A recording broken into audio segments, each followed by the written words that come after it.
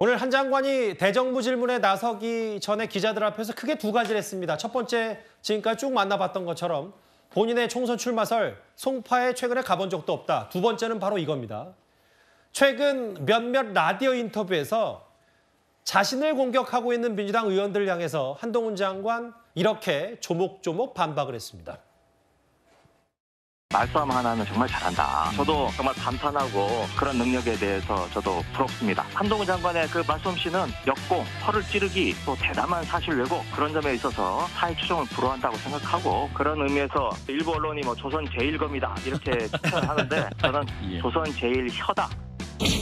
김의겸 의원이 장관님을 향해서 조선 제1검이 아니다, 조선 제1혀다 이렇게 비판을 했잖아요. 그거에 대해서 좀 말씀해 주세요. 덕담하신 걸로 생각하고요. 그런데 검사 때 저를 조선 제1검 그렇게 부르는 거는 민주당 쪽 분들입니다. 저는 그때나 지금이나 같은데요. 그분들이 저를 부르는 이름이 많이 달라졌네요. 김 의원님께서 덕담하셨으니까 저도 덕담 한마디 드리면 거짓말을 끊기 어려우시면 좀 줄이시는 것도 좋을 것 같다는 생각이 듭니다. 한동훈 장관하고 처음 말을 섞어봤거든요. 네. 논리적으로 되든 안 되든 그 앞에서 초등학교 아이들 말싸움하듯이 뭐 우리 집이 더 뭐가 커, 우리 집 TV가 더 커, 막 이런 얘기하듯이 아주 유치한 논법을 계속 쓰더라고요. 한동훈 라디오에서 초등중학교인데 이렇게 비판하기까지 했었거든요. 국회에서는 자기 잘못 지적받으면 호통치고 고압적으로 말 끄는 다음에 그냥 넘어가자 이러시더니 끝나고 나면 라디오 달려가셔서 그렇게 없는 자리에서 욕하고 뒤풀이 하시는 게 요즘에 민주당 의원들 유행이신가 봅니다. 김의겸 의원한테도 한마디, 박용진 의원한테 한마디 했어요. 물론 뭐 기자들이 물어봤으니까 한동훈 장관 성심성의껏 답을 한 건데 김의겸 의원이 최근에 말하는 걸 보면 한 장관 조선 제1의 혀다라고 생각했다. 근데 덕담 한마디 하겠습니다. 거짓말 끊기 어려우면 좀 줄이시는 것도 좋을 것 같다. 조 의원께서는 이거 좀 어떻게 받아들이셨어요? 우선 이 김의겸 의원과 한동훈 장관 간의 설전이 여러 가지 있었는데 그중에 가장 대표적인 게 이제 김의겸 의원의 확인되지 않은 또 거짓말로 밝혀진 그 주장에 관한 거였거든요. 가장 대표적인 것이 청담동 술자리였죠. 그리고 이것이 거짓으로 확인이 됐음에도 불구하고 뭐 의원의 자유다 이렇게 했기 때문에 이 부분이 계속 어떻게 보면 쉽게 말해서 뒤끝이 남아있다 이렇게도 볼 수 있고요. 또 북한의 가상화폐 수사에 대해서도 질의했을 때 아니면 말고식으로 질의하고 법무부 장관의 답변을 이끌어내는 여기에 대해서도 좋지 않은 감정이 지금 남아있는 것이죠. 그리고 이제 이 언론 보도나 언론 취재는 물론 자유가 모두 보장돼 있겠습니다만 요즘에 어떤 특정인이 비난한 것을 가지고 또 그 사람에게 화면을 이렇게 촬영되는 상황에서 질의를 하고 이런 게 이게 과연 생산적인 보도일까? 이런 것도 저는 굉장히 요즘에 고민이 많습니다. 그래서 어떤 그 싸움을 붙이는 듯한 어떻게 하면은 좀 갈등, 싸움 이런 걸로 좀 가려는 듯한 그런 것도 우리가 언론이 신중하게 생각해봐야 된다, 고민해야 된다. 저는 그 부분도 좀 조언을 드립니다. 뭐 뒤에 말도 좀 덧붙이셨는데 일단 조 의원이 논평 가운데는 뭐 조선 제1의 혀라고 했는데 뭐 되려주고 말로 받은 거 아니냐 뭐 이런 표현 비슷하게도 좀 말씀을 좀 그 취지로 좀 이해를 했는데요. 근데 한동훈 장관이 이런 얘기를 했어요. 여기 뭐 거짓말 끊기 좀 어려우면 좀 줄이는 것도 좋을 것 같다. 김의겸 의원에게 이런 덕담 아닌 덕담도 했고 다음 화면을 보겠습니다.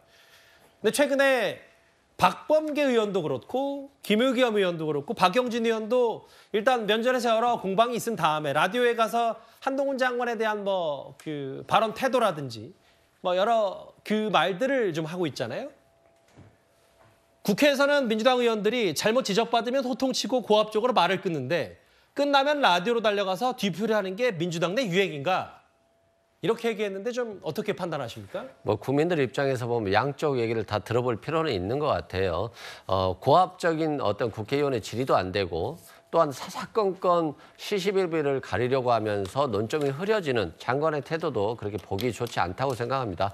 법무부 장관은 좀 겸손한 모습을 좀 보였으면 좋겠고 또 법무부 장관이니까 또 중립적인 모습도 보여줬으면 좋겠어요. 한동훈 장관이 자신은 수사하면서 봐준 적이 없다 이런 말을 했었는데 그건 검사로서의 얘기지 장관으로서의 얘기는 아니라고 보여지고요. 장관은 정치는 타협과 이런 협치의 산물이거든요. 근데 나 일도 안 봐줄 거야, 나 일도 양보 안 할 거야 라고 하는 자세들은 결코 검사로서의 자세이지 법무장관으로서의 자세는 아니다 이런 말씀 드리고요.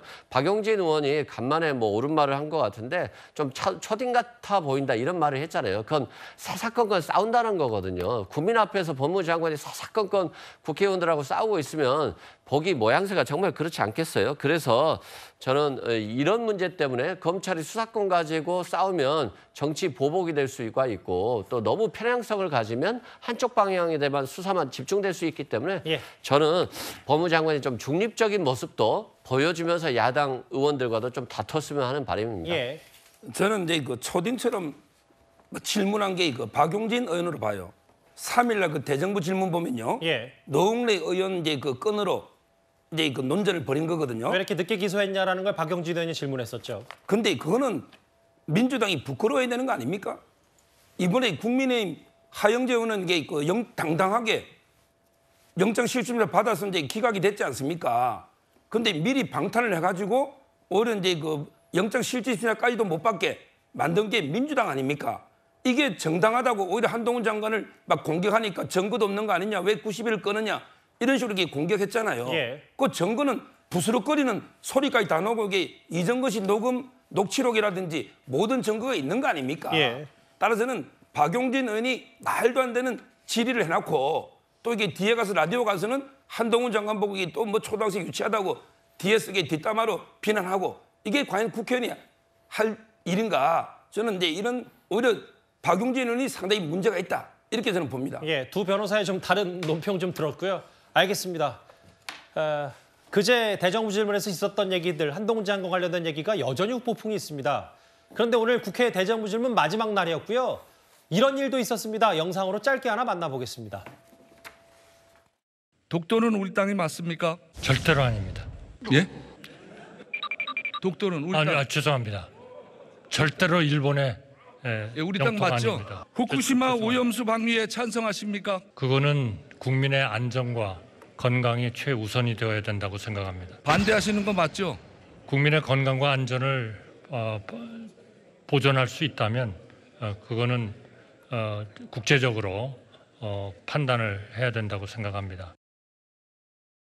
오늘 국회 대정부 질문에서 있었던 해프닝의 영상 짧게 하나 만나봤습니다.